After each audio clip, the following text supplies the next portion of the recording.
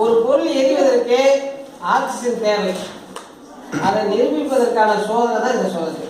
அதை நிரூபிப்பதற்கான சோதனை சோதனை பார்த்தலாமா? பாருங்க, ஒரு டப்பாவை மெழுகுவர்த்தி உள்ள வச்சுட்டேன். மெழுகுவர்த்தி எரியுது. எரியுதா? எரிந்த பிறகு கொஞ்சோண்டு தண்ணி ஊத்துறேன். ஏன் இந்த தண்ணி ஊத்துறேன் உங்களுக்கு தெரியுதா?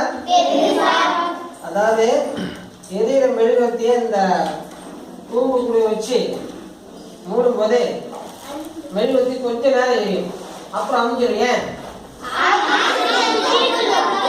இந்த கூம்புக்குள்ள உள்ள ஆக்சிஜன் இப்ப இருக்கு, அது இந்த டப்பாக்குள்ள வச்சு மூடும் போது உள்ள எவ்வளவு ஆக்சிஜன் இருக்கோ அது வரைக்கும் எரியும். அதுக்கப்புறம் அமைந்து விடும்.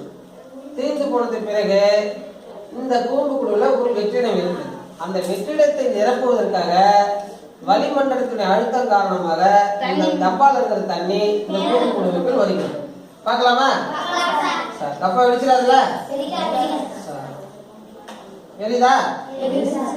எரியுதா? எரியுதா? இப்ப எரியுதா? தண்ணி மேல வந்துச்சு.